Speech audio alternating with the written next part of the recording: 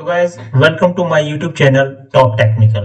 तो गाइज आज के ट्यूटोरियल में हम बात करने वाले हैं पावर और एम्पियर कैलकुलेशन। एम्पियरेज और उसकी पावर कैसे कैलकुलेट करते हैं। तो वो एसी हो सकता है, motor, fan, heater, geyser, lamps, panel, main feeder, washing machine, water pump etcetera. कुछ भी हो सकता है, सिंगल फेज, थ्री फेज, दोनों की कैलकुलेशन हम आज करने वाले हैं कि इनके एम्पियर और पावर कैसे कैलकुलेट करते हैं। तो गाइज आप यहाँ देख सकते हैं फील्ड पैरामीटर, ओके, और यहाँ पे क्या है, वैल्यूज है, राइट। तो फॉर्मूला क्या होता है, किसी भी डिवाइस का पावर या लोड कैलकुलेशन के लिए फॉर्मूला होता है √3 VI cos⁵, ओके। जो √3 होता है वो थ्री फेज में एप्लीकेबल होता है और सिंगल फेज में हम √3 का यूज नहीं करते हैं। जो सफिक्स होता है, ये जो है, जो √3 की वैल्यू हम उसमें कंसीडर नहीं करते। जो √3 की वैल्यू आती है 1.74, अगर आप इसको कैलकुलेट करेंगे तो 1.74 √3 वैल्यू आएगी।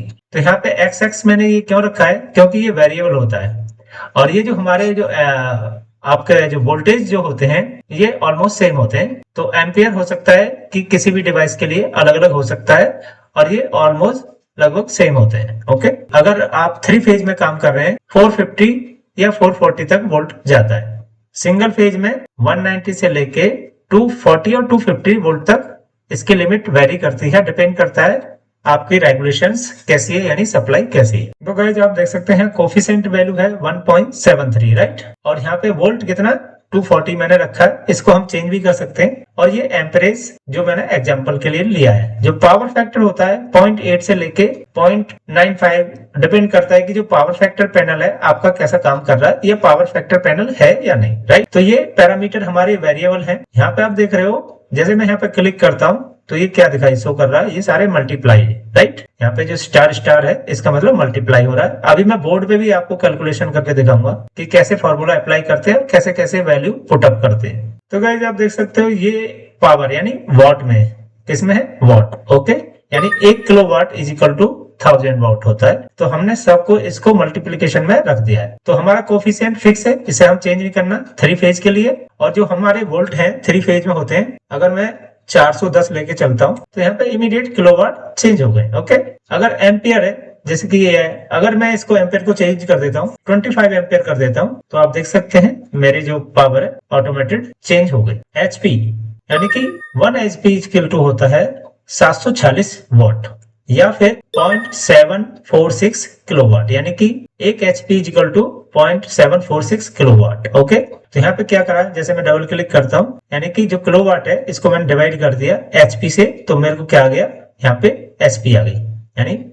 और दूसरा एक इसका कोफिशिएंट होता है 1.34 HP is equal to 1 kilowatt. तो बेटर है कि आप जो भी आपके किलोवाट आते हैं, ओके, उसको 0.746 से डिवाइड कर दीजिए तो आपको यहाँ पे आपको एचपी मिल जाएगी, यानी हॉर्स पावर, यानी कि मोटर है या पंप है या कोई भी और डिवाइस है वो कितने एचपी का है। इस तरीके से आप हॉर्स पावर कैलकुलेट कर सकते हो किसी भी मोटर की या किसी भी जो लोड है उसके आप कैलकुलेट कर सकते हैं। तो गाइज अगर मैं इसमें 190 एम्पियर करता हूँ और यहाँ पे ये है, इसको 1 कर दूंगा, बिकॉज 1 की कोई वैल्यू नहीं होती, अगर 1 को मल्टीप्लाई करेंगे तो वही आएगी। अगर मैं यहाँ पे 0 कर दूंगा तो सारा मेरा 0 हो जाएगा, क्योंकि इसमें फंक्शन अप्लाइड है, इसलिए मैं इसको 1 रखता हूँ। तो आप देख सकते हो अगर मेरा कोफिशिएंट 1 है यहाँ पे और वोल्ट मेरे 190 या 200 आ रहे हैं और एम्पियर मेरे को यहाँ पे, जैसे मैं बात करूं एसी की, तो एसी एम्पियर ले रहा है 9, ओके।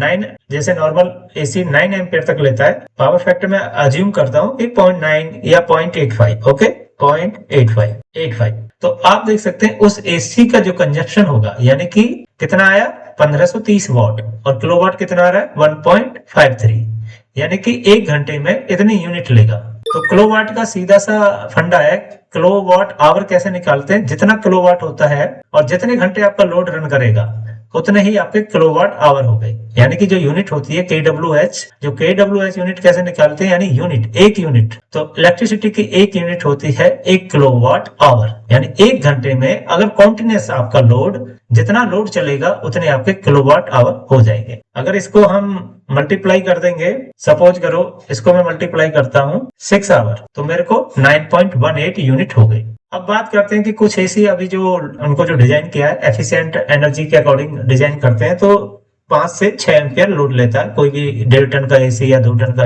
अगर मैं एक रफली फिगर लूं, किसी भी एसी का 5 एम्पियर लोड लेता है, ओके, 5 एम्पियर लोड लेगा और वोल्ट आ रहे हैं मेरे 220 और मुझे पावर फैक्टर मिल रहा 0.85, तो मेरे वाटेज देख लो कितना कम हो गई। ओके, तो वाटेज आ गई यहाँ पे 935 और टोटल किलोवाट कितना आ गया 0.94। ओके, तो अगर मैं इसको मल्टीप्लाई करता हूँ मेरे दिन में ये किलोवाट, अगर मेरा एक एसी यानी कि फुल लोड पर रहता है, राइट, फुल लोड मतलब एफएलए बोलते हैं इसको, एफएलए यानी कि फुल लोड एम्पियर, एफएलए नोट कर लीजिए, आपसे कोई भी पूछ सकता है इंटरव्यू में एफएलए क्या होता है, तो FLA mean full load ampere. Okay, और पावर फैक्टर, ये पावर फैक्टर होता है और ये कोफिशिएंट होता है। यहाँ पे ये जो कोफिशिएंट है वो 3 फेज के लिए यूज करते हैं और फॉर्मूला है √3 VI cos phi 3 फेज के लिए, और सिंगल फेज के लिए है P = VI cos phi। ये फॉर्मूला आप नोट कर लीजिए, होल लाइफ आपको काम आने वाला है, चाहे तो आप प्रोफेशनल लाइफ में हो या आप घर पे हो।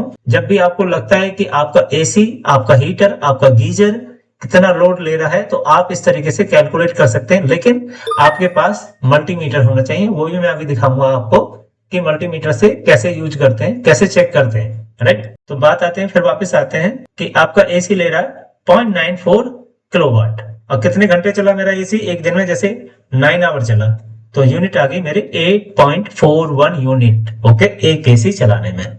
तो गाइस इस तरीके से आप, और मेरी यूनिट का रेट सपोज करो 7.35। ओके, और यहां से मैं कर दूंगा इसको दिस मल्टीप्लाई बाई दिस, तो एक दिन में मेरी जो कॉस्ट आएगी एक एसी को चलाने के लिए, अगर इतने एम्पियर लेता है, ये पावर फैक्टर है, इतने वोल्टेज है, तो मेरे को जो कॉस्ट आएगी 61 रुपीज 85 पैसा, यानी कि पर डे एक एसी को चलाने में कॉस्ट आएगी। इस तरीके से गाइस आप कैलकुलेट कर सकते हो आपका कोई भी अप्लायंसेस है कि कितने घंटे चलता है, कितने वोल्ट ड्रॉ कर रहा है, कितने एम्पियर ड्रॉ कर रहा है, और आपका पावर फैक्टर क्या है, उसके अकॉर्डिंग यू कैन कैलकुलेट कि आपका अप्लायंसेस एक दिन में कितनी पावर कंज्यूम करता है और उसके कॉस्ट क्या आएगी। तो ये तो स्टैंडर्ड है, जो आपके ये यूनिट रेट है वो हर स्टेट में वेरी करता है, डिपेंड करता है आप किस स्टेट में रहते हो, किस कंट्री में रहते हो। तो accordingly you can calculate your cost per day wise. I hope guys ये वाले अभी तक के स्टेप आपको क्लियर हो गए। अभी मैं मैनुअली कैलकुलेशन करके दिखाऊंगा और साथ में ये भी दिखाऊंगा कि किसी भी डिवाइस का एम्पियर कैसे चेक करते हैं मल्टीमीटर से, उसके अकॉर्डिंग आप सारे पैरामीटर नोट करके then you can calculate your amperage and power. जैसे मैंने बताया था, फॉर्मूला है P = √3 VI cos phi। तो √3 ये फिक्स है और ये 3 फेज के लिए है। ओके, ये 3 फेज के लिए है √3 VI, V for volt, I for ampere, cos phi power factor. यहाँ पे लिखेंगे हम V = वोल्ट और इसकी रेंज रहती है 380 से लेकर 450 तक। डिपेंड करता है आप कितना रेगुलेट कर रहे हो ट्रांसफॉर्मर से और जो आपकी डिवाइसेज लगी हैं अंडर वोल्ट और ओवर वोल्ट। तो अगर आपके पास अच्छी रिलेज लगी हुई है then you can maintain volt between 400 से लेके 420। किसी भी इलेक्ट्रिकल सिस्टम के लिए, पैनल के लिए या मोटर के लिए एक परसेंटेज होती है, किस परसेंट के बीच में आपकी वोल्ट वेरी करेगी। ये है फेज टू फेज, यानी कि 2 फेज है। ओके, L और इन दोनों के बीच के ये आपका वोल्ट में L1 और L, तो वो भी मैं बताऊंगा कि मेजरमेंट कैसे करते हैं 3 फेज का। I फॉर एम्पियर और cos phi = पावर फैक्टर। तो गाइज ये पैरामीटर हो गए हमारे 3 फेज सप्लाई के लिए। कोई भी 3 फेज से चलती है, या चिलर है, या आपकी मोटर है, या और कोई पैनल है जो कि 3 फेज सप्लाई पर है, तो इसके अकॉर्डिंग आप उसके पावर कैलकुलेट कर सकते। लेकिन अगर आपसे कोई बोलता है कि आपके पास पावर है, ये फिक्स है, अवेलेबल है, वोल्टेज है और पावर फैक्टर है, लेकिन आपको I निकालना है, तो क्या करेंगे, सिंपली क्या करना है, I = power divided by √3 volt और cos phi, then you can arrive on ampere, यानी कितना एम्पियर ड्रॉ कर रहा है, राइट। तो एक तो होता है कि आपके पास आपने मल्टीमीटर यूज किया और आपने फाइंड आउट कर लिया कि आपका एम्पियर कितना ड्रॉ हो रहा है। ओके, या फिर वोल्ट चेक कर लिया आपने, यानी कि जैसे आर वाई और बी। तो पहले आप इन दोनों का चेक करेंगे, फिर आप इन दोनों के बीच में चेक करेंगे और फिर आप इन दोनों के बीच में चेक, यानी कि red between Y yellow, yellow between blue और रेड बिटवीन यानी ब्लू। तो ये तीन कॉम्बिनेशन है, इनको हम ऐसे यहाँ पे लिख सकते हैं आर वाई, वाई बी और आर बी। तो इस तरीके से आप डिफाइन कर सकते हो फेज टू फेज। और यहाँ पे अगर आपका न्यूट्रल है तो आप करेंगे फिर R neutral, Y neutral, then blue neutral. इस तरीके से ये सिंगल फेज के लिए है और ये 3 फेज के लिए नोमेनक्लेचर है। इस तरीके से आप वोल्टेज रिकॉर्ड करेंगे किसी भी कैलकुलेशन से पहले। तो गाइस यहाँ पे जैसे यहाँ लिखा है पावर कैलकुलेशन, और जो सिंगल फेज है हमारा, सिंगल फेज के लिए कैसे है हमारा वी आई और V I cos phi. Okay, तो सिंगल फेज में हमें वोल्ट, एम्पियर और कॉस फाई 3 पैरामीटर चाहिए किसी भी डिवाइस का, यानी कैलकुलेशन के लिए, पावर कैलकुलेशन के लिए 3 पैरामीटर है। ओके, अगर हमारा सपोज करो V इज इक्वल टू 220 और I is equal to 15 ampere, okay, and phi is equal to 0.85। अगर ये पैरामीटर हम रिकॉर्ड करते हैं फील्ड से तो वो कुछ भी हो सकता है, मोटर हो सकती है, हीटर हो सकता है, एसी हो। तो P इज इक्वल टू, अब फॉर्मूला हम अप्लाई करेंगे, यानी कि V 220 इंटू 15 एम्पियर और इंटू 0.85।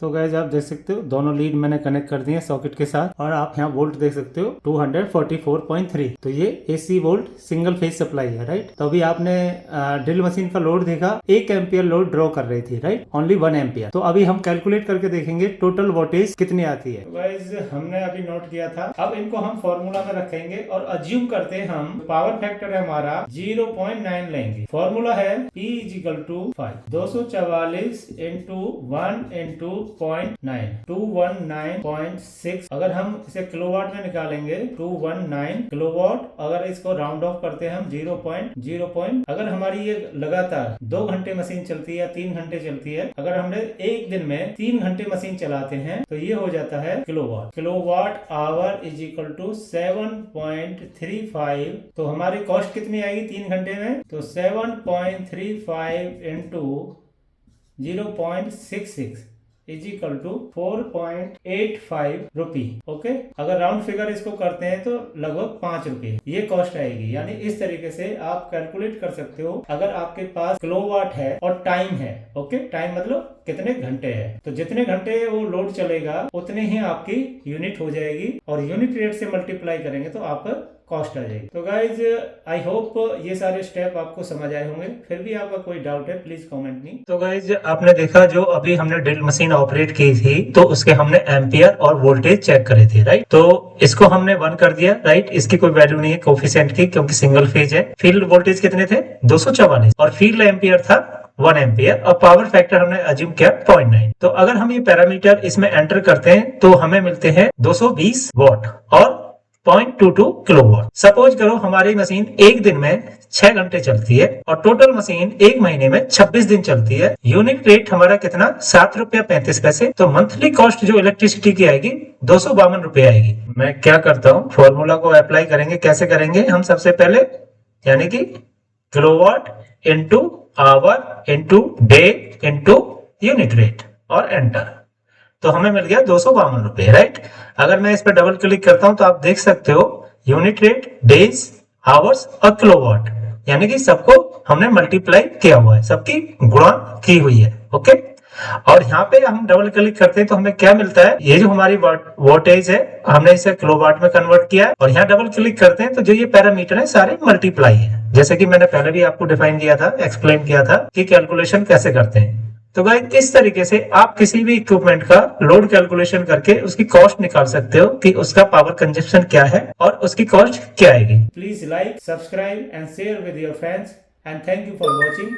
फिर एक नई वीडियो में मिलते हैं नई इंफॉर्मेशन के साथ, नए फॉर्मूला के साथ, जिससे आप उसे अपने फील्ड में अप्लाई कर सको।